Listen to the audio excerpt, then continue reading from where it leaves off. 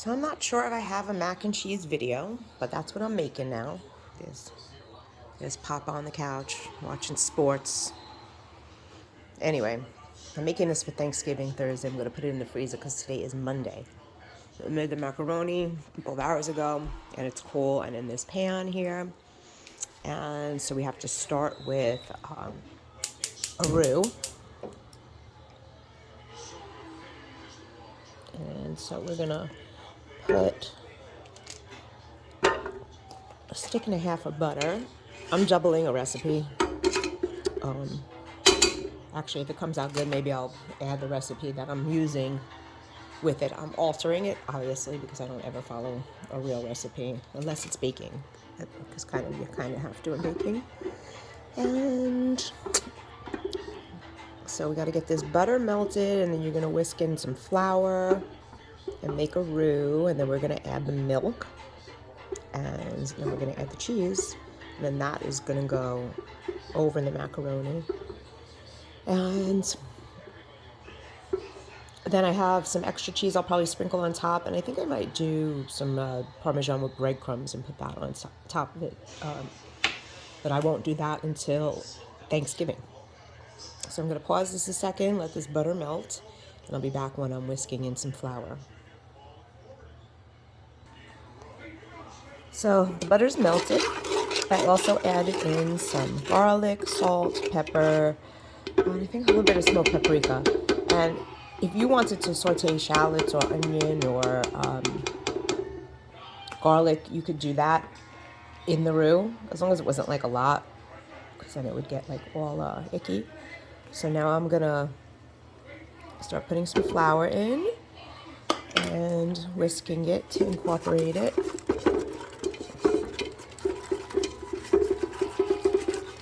And this might require some effort to get out. Oh, looking pretty good, because you don't want it to get lumpy.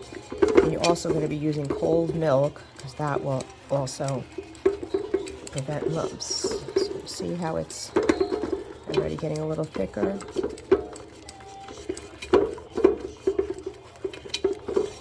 Okay.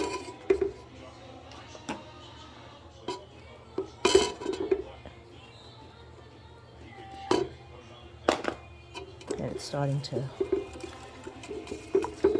simmer a little bit, which is good because that's what you want. So it'll get thick.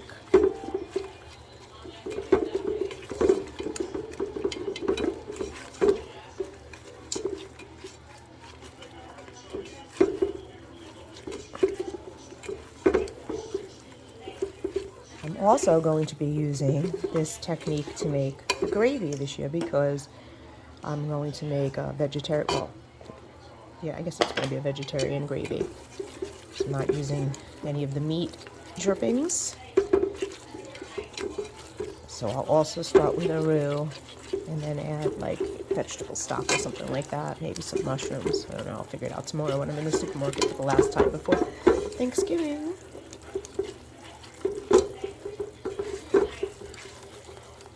I think I need to lower my fire. Yeah. Definitely want to keep your fire low.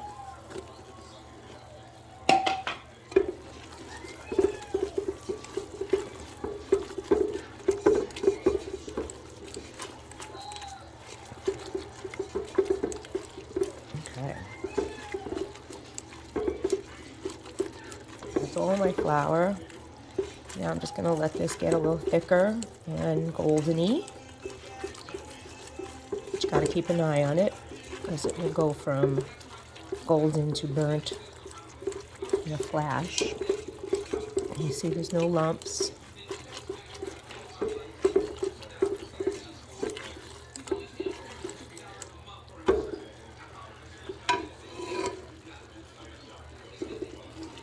Let's see what the flame looks like. Okay. Every stove is different, so I guess that doesn't really matter, but, you know. Okay. A couple more minutes. I'm going to pause so I can get some milk ready. Okay, so you can see it's pretty thick. And I'm going to start adding my milk. And I'm adding about 3 cups of milk. I mean, sorry, 6 cups of milk.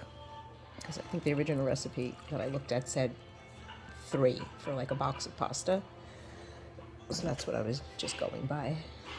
That's what I looked at the recipe for, just to see how much cheese sauce they recommended for a box of pasta. And I doubled it. Kind of. I have a little less cheese, but I think this will be more than enough cheese. So now you want this to get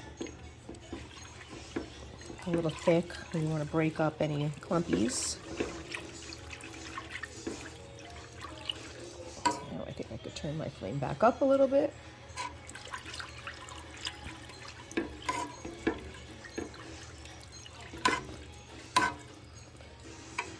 And you could taste this now to see, maybe you want to add more salt or pepper or something. Because it's definitely, well then again, the cheese, you're going to want to know with the salt with the cheese, so maybe you should wait. You don't want to make it too salty.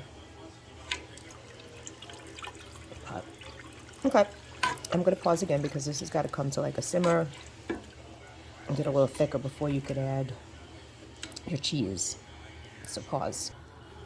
Okay, so now we have the thickened milk with the flour. You see it's, so now we're going to start adding the cheese, like, I don't know, 2 cups at a time. Using sharp yellow and sharp white cheddar.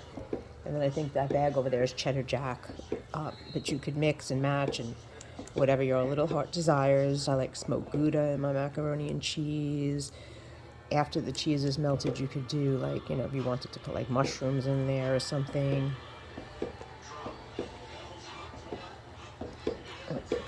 Do all kinds of things. So I was too lazy to shred this. I decided not to buy shredded cheese this time because I thought it would be better for this, honestly.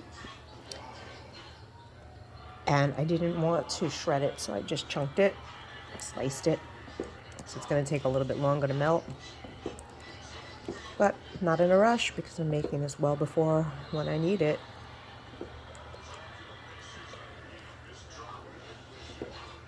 This is definitely going to be a very organized Thanksgiving for me because I had the opportunity to cook in advance, which I normally wouldn't have as much. I'd be really busy at work this time of year before Thanksgiving. And I don't think I ever really prepared in advance like I am this year. So that's exciting for me. And then, of course, I have everybody bringing something, which is also makes it a lot easier because we're a lot of people. And I delegated everything out so that way I was able to keep things, you know, like I know who's doing what. And those are all ways to make your Thanksgiving a success. Well, I don't even know if I'll need that bag of cheese. We'll have to see. Because believe it or not, there is such a thing as too cheesy. Although maybe not for this family.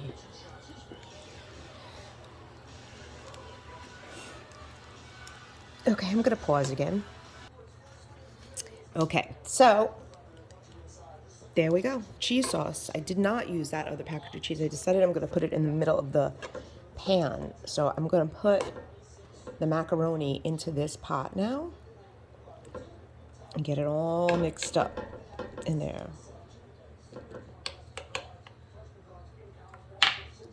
Okay, pause. Okay, see, it's all mixed up and in the pot. And now I'm going to put it in the tray, but I'm going to put half, put the rest of that bag, the other 2 cups of cheese that's shredded, put the other half, cover it, let it cool, and I'm going to cover it with saran wrap and tin foil, and I'm going to put it in the freezer tonight, as soon as it's cool. And then when I take it out and let it defrost for Thanksgiving, I'm going to put Parmesan and like Ritz crackers or breadcrumbs or something on the top before I bake it. But you could eat it like right here and now. if you wanted to. It's actually banging. And you could season it now too, is when you would season it. So taste it. And so yeah, I'll show you in a second. Okay, see, cheese. Now I'm gonna put the rest of that. And there you go. See, so now at this point, if you were gonna use it now, you would put breadcrumbs on top if you wanted, or more cheese on top, and then bake it for a little while if that's how you like it. Or like I said before, you could eat it just like that. I think it came out really good. I'm very happy with it. And I'm even happier with the fact that all these dishes require like a lot of pots and pans or just a lot of cleanup. And because I'm doing them prior to Thanksgiving, I won't have all of that to do on Thanksgiving as well.